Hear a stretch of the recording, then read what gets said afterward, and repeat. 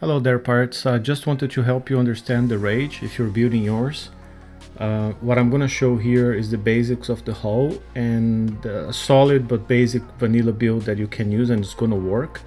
I know many alliances, they have customized their builds with different specials out of the box thinking. I'm not going to go in the corner cases, but just prevent you from making any crass mistakes and building a solid fleet at first. That's the idea here. So what you can see overall, the Rage is a very well-rounded hull. It has a lot of armor. It has some buffs already for thrower range, reload and damage.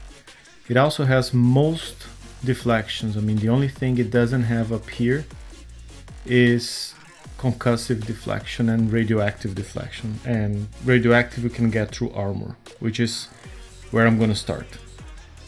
So here, you can work with less armor if you want a fleet that repairs faster, but if you want to go for maximum deflection and build the strongest fleet and at the consequence of having longer repair times, just go with all radioactive plate force. Okay, that gives you 15,000 radioactive deflection, but it's going to add about an hour and a half repair per ship. It's considerable. So think if you want all of this armor or not, but that's what's going to give you max radioactive deflection.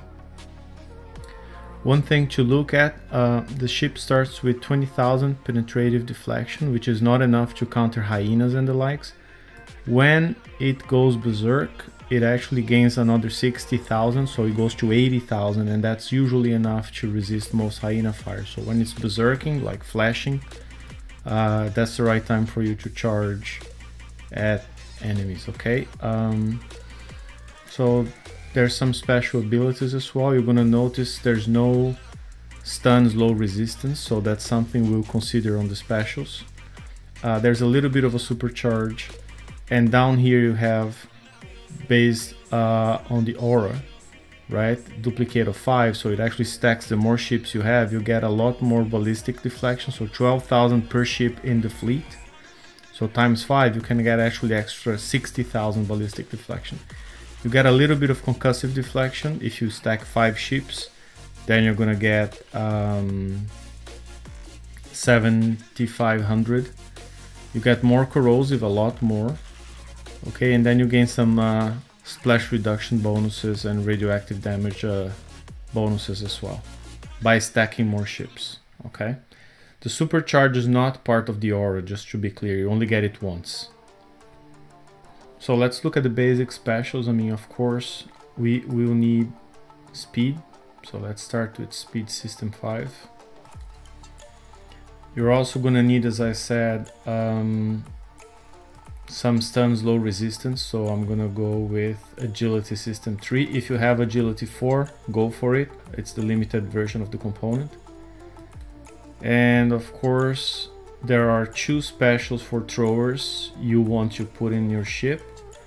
One is the Polonium Accelerator, and the other one is the Radon Breeder. So I'm going to start with the Radon Breeder, and that gives you extra multi-shot and radioactive reload and shockwave damage. The Polonium Accelerator gives more reload as well, 25%, more range, which is very important, and more damage. If you don't have this special, you're going to be short-handed on range, so going to take more damage. But then you can look at some other older specials down here for extra radioactive damage. For instance, you can use interception system and get some extra supercharge. Okay, you cannot use the flechette feeder. That's disabled by using any of the 2 thrower specials. You cannot use fusion charge. It's also disabled by any of the thrower specials. Okay, so your choices are somewhat limited to what you can do. If you don't use the thrower specials, you can use emission generator for multi-shot and supercharge. So that's the best option if you didn't get the special in this last raid, emission generator.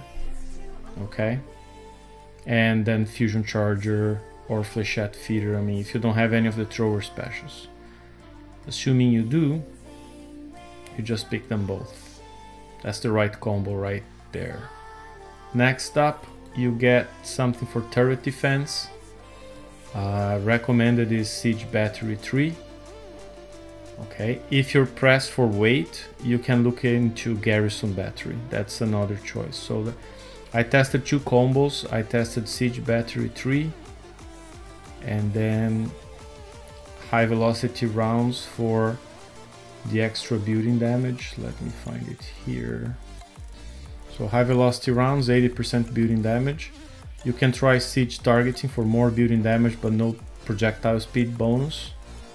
Okay, that's up to you, and you see how your weight works. So I'm gonna go with this one. So these are my specials. Then we pick a thrower. I mean, the obvious choice is the thrower that came out with the ship, the Radonslinger. It's a multi-shot weapon. It has massive damage, both submerged and surface damage. Okay, so that's the one you want to use. I did not test. I don't know how the Tephra thrower would work or how the Polonium thrower would work. I know the Polonium is bad because its building and wall damage are really low. Okay, so maybe the Tephra is the best choice if you don't have the Radon, but I didn't test any of those. I know the Radon works. And by the way, I don't know if it's Radon or Rodon. I don't know how to pronounce that. So let's put a whole bunch, and now you're going to see the main problem we'll have is weight. The ship goes overweight and you cannot put all throwers everywhere. So you see it's already, at this point, already overweight. So a few solutions are